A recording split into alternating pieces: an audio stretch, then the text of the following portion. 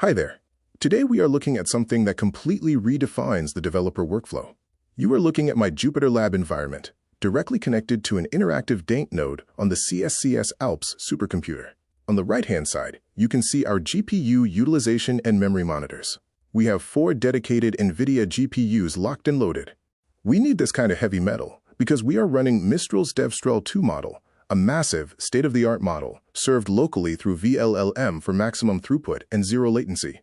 Let's start the Mistral Vibe agent in the terminal. Just like in a regular chatbot powered by a large language model, I type, check the codebase, and suggest one major improvement. Notice what happens next. It doesn't just guess. It instantly ingests the README and begins scanning through our core Go files, specifically looking inside the internal/agent directory. Thanks to the massive context window of Devstral 2 running on this hardware, it holds the entire architecture in its memory simultaneously.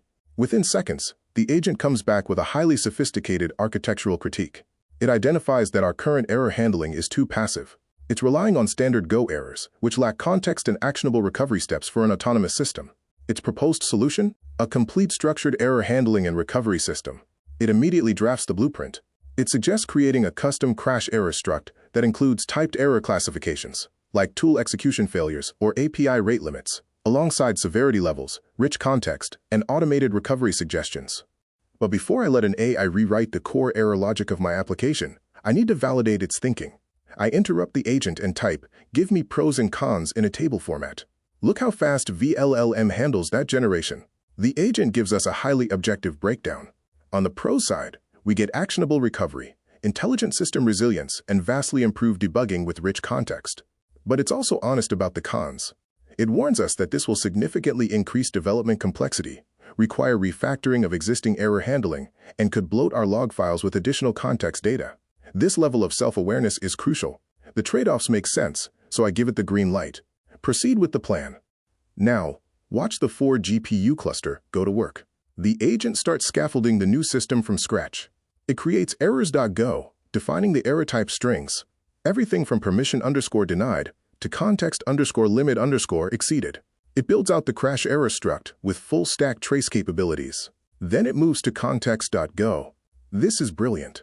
It creates an error context struct designed to capture exactly what the agent was doing when it failed, recording the session ID, the user prompt, the active tools, and the exact lines of code it was operating on. This means when a failure happens in production, we aren't just getting a nil pointer panic, we are getting a complete snapshot of the system state. It doesn't stop at data structures. It immediately starts writing the logic for analyzer.go and pattern.go. The AI is literally writing code to help our application analyze its own future failures. It implements a pattern detector to check if similar errors have occurred before. Next up is recovery.go.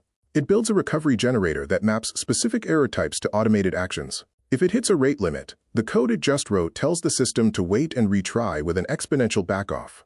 If a tool fails, it falls back to an alternative. It is writing an intelligent self-healing layer into our agent. Finally, it hooks everything into our existing fantasy.agent system via integration.go. And like any good developer, it writes the unit tests in error_test.go to prove the logic works. To wrap up, it outputs a complete project management plan, including an architecture overview and an implementation timeline separated into clear phases, ending with a gradual rollout using feature flags. In exactly 4 minutes, we went from an open-ended question to a fully coded, tested, and documented enterprise-grade feature. Just approve the plan and get it immediately implemented. This is the sheer power of Devstral 2 on CSCS Alps. And the best part, it is completely free and secure. If you like this setup, let me know in the comments and I will share detailed step-by-step instructions in the next video.